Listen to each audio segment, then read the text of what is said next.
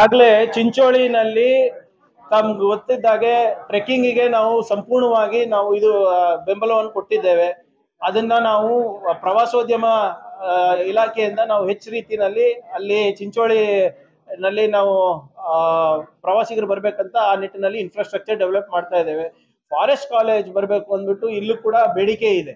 ಆದ್ರೆ ಅದು ಸಾಧಕ ಬಾಧಕ ನೋಡ್ಕೊಂಡು ಮಾಡ್ತೀನಿ ಅಂತ ಹಿಂದೆ ಆಗಿದೆ. ನಾಳೆ ಮಾನ್ಯ ಸಚಿವರು ಬರ್ತಾ ಇದ್ರೆ ಅವ್ರ ಹತ್ರ ಚರ್ಚೆ ಮಾಡಿ. ನಾನಲ್ಲ, ಬಾಬಾ ಸಾಹೇಬ್ ಅಂಬೇಡ್ಕರ್ ಅವರು ಅವ್ರ ಕೊನೆ ಭಾಷಣದಲ್ಲಿ ಹೇಳಿದ್ದಾರೆ who is an aunty national ಅಂತ. ಬಹಳ ಸ್ಪಷ್ಟವಾಗಿ ಬಾಬಾ ಸಾಹೇಬ್ ಅಂಬೇಡ್ಕರ್ ಅವರು ಹೇಳ್ತಾರೆ, ಈಗ ನಮಗೆ ಸ್ವಾತಂತ್ರ್ಯ ಸಿಕ್ಕಿದೆ, ನಾವು ಆರ್ಥಿಕವಾಗಿ ಮತ್ತೆ ಸಾಮಾಜಿಕವಾಗಿ ನಾವು ಪ್ರಗತಿಯನ್ನ ಕಾಣಬೇಕಾಗಿದೆ, ಆದ್ರೆ castes are anti national in India ಅಂತ.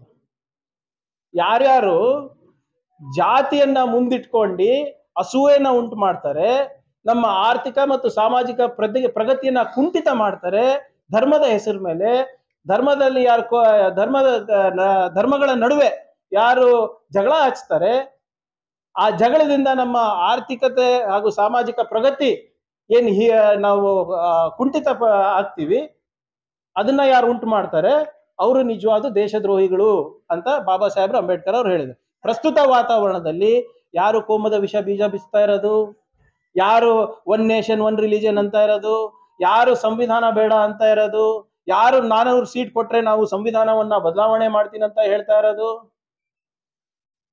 RSS and BJP. ಮೂಲತಃ ರವಿಕುಮಾರ್ ಅವರು ಬಿಜೆಪಿ ಅವರಲ್ಲ, ಶಾಖೆಯಿಂದ ಬಂದಂತ ವ್ಯಕ್ತಿ. ಯಾವ ಶಾಖೆ? RSS ನಲ್ಲಿ ಸಂವಿಧಾನದಲ್ಲಿ ನಂಬಿಕೆ ಇಲ್ಲ ಅವರಿಗೆ, ಮನುಸ್ಮೃತಿನಲ್ಲಿ ನಂಬಿಕೆ ಇದೆ. ಮನುಸ್ಮೃತಿನಲ್ಲಿ ಮಹಿಳೆಯರ ಸ್ಥಾನಮಾನ ಏನಿದೆ ಅಂತ ತಮ್ಗೆಲ್ಲರಿಗೂ ಗೊತ್ತಿದೆ. ಹೌದಾ ಇಲ್ಲ? ಇದು ಮೊದಲನೇ ಸಾರಿ ಅಲ್ಲ. ರವಿಕುಮಾರ್ ಅವರಿಗೆ ಅದೇನಾಗ್ತಾ ಇದೆ, ಮುಂಚೆಯಿಂದಾನು ಅವರಿಗೆ ಬಾಯಿ ಚಪ್ಪಳ ಇದೆ ಮಾತಾಡೋದು. ಕಲಬುರ್ಗಿಗೆ ಬಂದು ಇಲ್ಲದ ಸಲ್ಲದ ಆರೋಪ ನಮ್ಮ ಮೇಲೆ ಮಾಡಿದ್ರು. ಇಲ್ಲೇ ಕಲಬುರ್ಗಿನಲ್ಲೇ ನಮ್ಮ DC ವಿರುದ್ಧ ಏನ್ ಮಾತಾಡಿದ್ರು ತಮ್ಗೆ ಗೊತ್ತಿದೆ. ಕೋರ್ಟ್ ಚೀಮಾರಿ ಹಾಕ್ತು. ಇನ್ನಾನು ಅವರು ಕ್ಷಮೆ ಕೇಳಿಲ್ಲ. ನೀವು ಕ್ಷಮೆ ಕೇಳ್ಬಿಟ್ಟು ಬನ್ನಿ ನಮ್ಮ ಹತ್ರ ಅಂತ ಹೇಳಿದ್ರು ಕೂಡ ಇನ್ನ ಕ್ಷಮೆ ಕೇಳಿಲ್ಲ ಅವರು. ನನ್ನ ಮಾಹಿತಿ ಪ್ರಕಾರ, ನನಗೆ ಗೊತ್ತಿಲ್ಲ ಅಲ್ಲಿ ಕೇಳಿದಾರ ವೈಯಕ್ತಿಕವಾಗಿಲ್ಲ, ನನ್ನ ಮಾಹಿತಿ ಪ್ರಕಾರ ಅವರು ಇನ್ನ ಕ್ಷಮೆ ಕೇಳಿಲ್ಲ. ಅಂದ್ರೆ ಅವ್ರು ಹೇಳಿದ್ದನ್ನ ಸರಿ ಅಂತ ಇನ್ನ ಅನ್ಕೊಳ್ಳೋ ವ್ಯಕ್ತಿ. ಅದನ್ನ ಮುಂದುವರೆಸಿ ಮೊನ್ನೆ ವಿಧಾನಸೌಧದಲ್ಲಿ ಗಾಂಧೀಜಿಯವರ ಪ್ರತಿಮೆ ಎದುರುಗಡೆ ಹಿಂಗ್ ಮಾತಾಡ್ತಾರಂದ್ರೆ ಕೊಳಕ ಮನ್ಸು, ಕೊಳಕ ಬುದ್ಧಿ, ಕೊಳಕ ನಾಲ್ಗೆ. ಇದು ಅವರಿಗೆ ಆ RSS ನಲ್ಲಿ ಟ್ರೈನಿಂಗ್ ಸಿಕ್ಕಿರೋದು ಇವತ್ತು ಬಾಯಿಗೆ ಬರ್ತಾ ಇದೆ, ವಿಧಾನಸೌಧದಲ್ಲಿ ಬರ್ತಾರೆ. ಯಾರು ಹುಚ್ಚಾಸ್ಪತ್ರೆನಲ್ಲಿ ಇರ್ಬೇಕು, ನಿಮ್ಯಾನ್ಸ್ ನಲ್ಲಿ ಇರ್ಬೇಕು, ಅವರಿಗೆಲ್ಲ ಇದು ಪರಿಷತ್ನಲ್ಲಿ ಕಳಿಸಿದ್ರೆ ಇದೇ ಆಗೋದು. ನೋಡಿ, ಇದೇನ್ ಮೊದಲೇ ಸರಿ ಅಲ್ಲ. ಕೌನ್ಸಿಲ್ ನಲ್ಲಿ ನಿಮ್ಮ CT ರವಿ ಅವ್ರು ಏನಂದ್ರು ಸರ್, ನೆನಪಿದ್ಯಾ? ಸೊ ಇದು ಅವ್ರ ಕಲಿಕೆನಲ್ಲೇ ಇದೆ. ಇದು ಇಟ್ ಇಸ್ ದೇರ್ ಇನ್ ಈ ಹುಟ್ಟುಗುಣ ಸುಟ್ರು ಹೋಗೋಣ ಅಂತಾರಲ್ಲ, ಆ ಪ್ರವೃತ್ತಿಯಿಂದ ಬೆಳೆದು ಬಂದಂತ ವ್ಯಕ್ತಿ ಇವರೆಲ್ಲರೂ. ಸಾಬೀತಾದ್ರೆ ಏನಿದೆ, ವಿಡಿಯೋ ಇದೆ, ನೋಡಿದಿರಲ್ಲ ತಾವೆಲ್ಲರೂ. ನಿಮ್ಮ ಮಾತಿನ ಅರ್ಥ ಏನಿದೆ, ಏನ್ ಅರ್ಥ ಇದೆ? ಸಮರ್ಥನೆ ಮಾಡ್ಕೋತಾ ಇದ್ರಲ್ಲ, ನಾಚಿಕೆ ಬರ್ಬೇಕು. ಮಾತಿನ ಅರ್ಥ ಏನಿದೆ?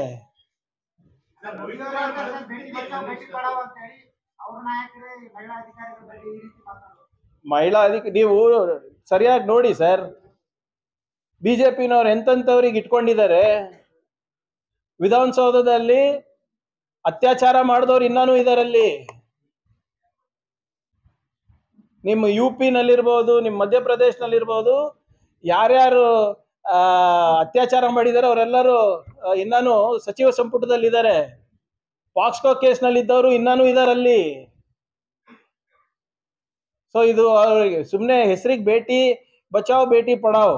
ನಾನು ಹೇಳಿಲ್ವಾ, ಮನುಸ್ಮೃತಿಯ ಮನಸ್ಥಿತಿ ಇವ್ರದು. ದಯವಿಟ್ಟು ನಾನು ಮನವಿ ಮಾಡ್ಕೊಂತ ಇದ್ದೀನಿ, ಆ ಮನುಸ್ಮೃತಿನಲ್ಲಿ ಮಹಿಳೆಯರಿಗೆ ಏನ್ ಸ್ಥಾನಮಾನ ಇದೆ ಅಂತ ಓದ್ಬಿಡ್ಲಿ ನೀವು. ಆ ಮನುಸ್ಮೃತಿಯನ್ನ ಮೊದಲು ಬಿಜೆಪಿ ನಾಯಕರು, ಬಿಜೆಪಿ ಲೀಡರ್ಗಳು ಅವ್ರ ಮನೇನ ಅನುಷ್ಠಾನಕ್ಕೆ ತಗೊಂಡ್ ಬರ್ಲಿ, ನಾನು ಚಾಲೆಂಜ್ ಮಾಡ್ತೀನಿ ಅವ್ರಿಗೆ. ಅವ್ರ ಹೆಂಡತಿ ಅವ್ರ ಮನೆ ಹೆಣ್ಮಕ್ಳು ಏನಂತಾರೆ ಅದ್ರ ಬಗ್ಗೆ ನೋಡೋಣ.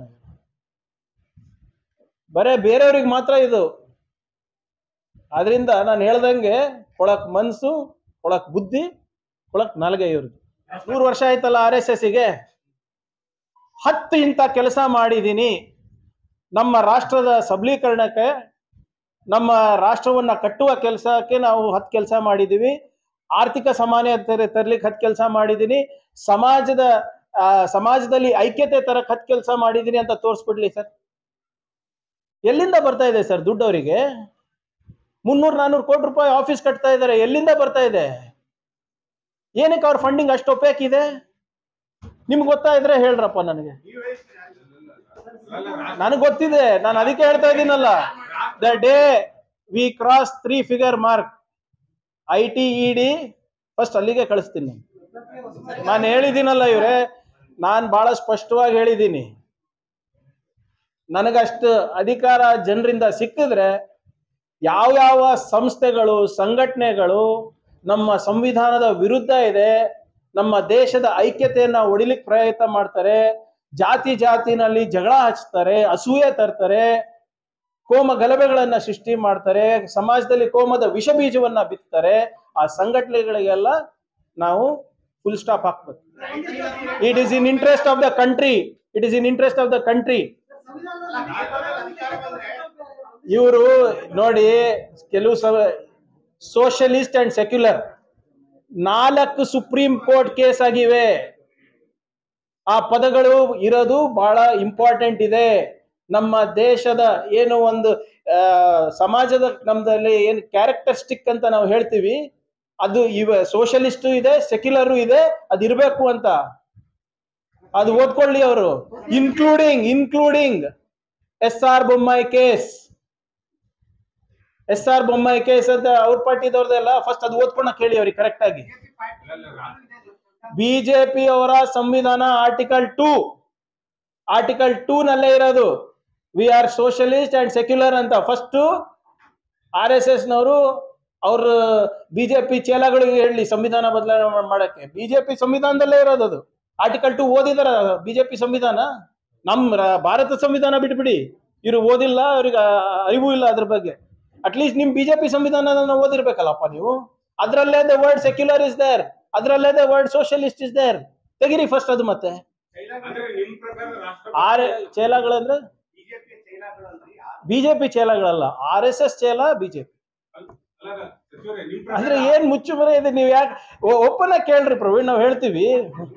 ಅದ್ರಲ್ಲಿ ಏನ್ ಸುತ್ತಿ ಬಳಸಿ ಕೇಳೋದಿಲ್ಲ. ಇದ್ರಲ್ಲಿ ಯಾರಿಗೆ ಹೆದರ್ಬೇಕ್ರಿ ನಾವು ಅಂತೀರಾ ನೀವು? ನಂದಲ್ಲ. ದಯವಿಟ್ಟು ನಮ್ಮ ಮಾಧ್ಯಮ ಸ್ನೇಹಿತರಿಗೆ ನನ್ನ ಮನವಿ ಮಾಡ್ಕೋತಾ ಇದ್ದೀನಿ, ನಾನು ಹೇಳೋದು ನಂಬಕ್ ಹೋಗ್ಬೇಡಿ. ದಯವಿಟ್ಟು ಇತಿಹಾಸದ ಪುಟ ಓದ್ರಿ. 52 ವರ್ಷ ಬೇಕಾಗಿತ್ತೇನು ಸರ್ RSS ಅವರಿಗೆ ರಾಷ್ಟ್ರ ಧ್ವಜ ಹಾರಿಸ್ಲಿಕ್ಕೆ? ನೀವ್ ಯಾವಾಗ ಹಾರಿಸಿದ್ರಿ? 1947 ನಲ್ಲಿ. ಅವ್ರು ಯಾಕೆ 52 ವರ್ಷ ಬೇಕಾಗಿತ್ತು? ವಾಜಪೇಯಿ ಆಗ್ಬೇಕಾಗಿತ್ತ ಪ್ರೈಮ್ ಮಿನಿಸ್ಟರ್ ಅವರಿಗೆ ರಾಷ್ಟ್ರ ಧ್ವಜ ಹಾಕ್ಲಿಕ್ಕೆ? ಸೈಮನ್ ಗೋಬ್ಯಾಕ್ ಘೋಷಣೆ ಕೂಗಿದಾರ? ಕ್ವಿಟ್ ಇಂಡಿಯಾ ಮೂವ್ಮೆಂಟ್ ನಲ್ಲಿ ಪಾಲ್ಗೊಂಡಿದಾರ? ಇನ್ ನಿಮ್ಮ ದಂಡಿ ಮಾರ್ಚ್ ನಲ್ಲಿ ಪಾಲ್ಗೊಂಡಿದ್ರ?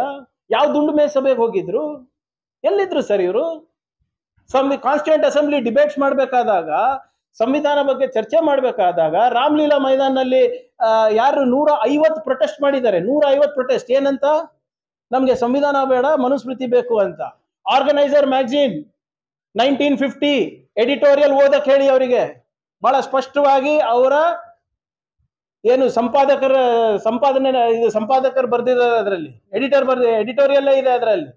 That we don't want the constitution. Netaji Subhash Chandra Bose ವಿರುದ್ಧ ಸಾವರ್ಕರ್ ಅವರು ಆರ್ಮಿ ಏನು ಎಲ್ಲರೂ ಕೂಡ ಬ್ರಿಟಿಷ್ ಆರ್ಮಿ ಸೇರ್ಬೇಕಂತ ಕರೆ ಕೊಟ್ರ ಇಲ್ಲ? ಸಾವರ್ಕರ್ ಅವರು ಬ್ರಿಟಿಷ್ ಅವ್ರ ಹತ್ರ ಪೆನ್ಷನ್ ತಗೊಂಡ್ರ ಇಲ್ಲ? ಸಾವರ್ಕರ್ ಅವರು 7-8 ಮಾಫಿ ಪತ್ರ ಬರದ್ರ ಇಲ್ಲ? ಇದು ನಾನ್ ಹೇಳ್ತಾ ಇರೋದಂತ ನಂಬಕ್ ಹೋಗ್ಬೇಡಿ. ಅವರ ಇತಿಹಾಸ, ಅವರ ಮ್ಯಾಗಝೀನ್ ಆದಂತ ಆರ್ಗನೈಸರ್ ಅನ್ನ ಓದಿ. ಯಾಕೆ ಮಿಕ್ಕಿದವರಿಗೆಲ್ಲ ಯಾಕೆ ಆಗಿದೆ? 400ಕ್ಕಿಂತ ಹೆಚ್ಚು ಸೆಲ್ಗಳು ಇತ್ತಲ್ಲಿ, 400ಕ್ಕಿಂತ ಹೆಚ್ಚು ಸೆಲ್ಗಳು. ಇವರಿಬ್ಬರೇ ಯಾಕೆ ಬರೆದ್ರು? ಒಂದ್ಸರಿ ಅಲ್ಲ, 2 ಸರಿ ಅಲ್ಲ, 7-8 ಸರಿ ಬರ್ದ್ರಲ್ಲ. ಒಂದ್ಸರಿ ಅವ್ರ ಹೆಂಡತಿ ಕೈಲೂ ಬರ್ಸಿದ್ರು. ಆಯ್ತ್ರಿ, ಪೆನ್ಷನ್ ಯಾಕೆ ತಗೊಂಡ್ರು ಹೇಳ್ರಿ ನನಗೆ? ಬ್ರಿಟಿಷ್ ಇಂದ ಪೆನ್ಷನ್ ತಗೊಂಡ್ರ ಇಲ್ಲ? ಯಾಕೆ ತಗೊಂಡ್ರು? ಯಾರು ಪೆನ್ಷನ್ನ ಯಾರು ಹೇಳಿದ್ರು ಸರ್? 13,000ಕ್ಕಿಂತ ಹೆಚ್ಚು ದಿನ ಪಾಪ ನೆಹರು ಅವರು ಜೈಲ್ನಲ್ಲಿ ಇದ್ರು. ಪೆನ್ಷನ್ ಹೆಂಗ್ರಿ ತಗೋತಾರ ನೆಹರು ಅವರು? ಯಾರು ಹೇಳಿದ್ದು? ಅಂಬೇಡ್ಕರ್ ಅವರು ಪತ್ರ ಬರ್ದಿರೋದನ್ನ ಇವ್ರು ತಿರಸ್ಕಾರ ಮಾಡ್ತಾ ಇದ್ದಾರೆ. ಅಂಬೇಡ್ಕರ್ ಅವರು ಬಹಳ ಸ್ಪಷ್ಟವಾಗಿ ಸಾವರ್ಕರ್ ಅವರು, ದಾಂಗೆ ಅವರು ಸೇರಿ ನನ್ಗೆ ಸೋಲ್ಸಿದ್ದು ಅಂತ ಅವ್ರ ಕೈ ಬರಹ, ಅದನ್ನಾನು ಸುಳ್ಳು ಅಂತ ಇದಾರಲ್ರಿ. ಅದನ್ನಾನೇ ಸುಳ್ಳನ್ನವರು ಇದೆಲ್ಲ ಸೃಷ್ಟಿ ಮಾಡೋದಿಲ್ಲ. ಇತಿಹಾಸದಲ್ಲಿ ಇವ್ರು ಯಾವುದೇ ಪಾತ್ರವಿಲ್ಲ. ಅದಕ್ಕೆ ಇವರು ವಾಟ್ಸ್ಆಪ್ ಯೂನಿವರ್ಸಿಟಿ ಮುಖಾಂತರ ಇತಿಹಾಸವನ್ನ ಸೃಷ್ಟಿ ಮಾಡ್ತಾ ಇದ್ದಾರೆ. ಅವರಿಗೆ ನಾನು ಒಂದೇ ಹೇಳೋದು, ಬಿಜೆಪಿ ಯಾರು ಬಿಜೆಪಿ ನಾಯಕರಿಗಿರ್ಬೋದು, RSS ಅವರಿಗಿರ್ಬೋದು, ತಮ್ಮ ಮ್ಯಾಗಝೀನ್ ಏನ್ ಆರ್ಗನೈಸರ್ ಇದೆ ಅದನ್ನ ಓದಿ, ಅದರಲ್ಲೇ ನಿಮ್ಮ ಇತಿಹಾಸ ಅಡಗಿದೆ.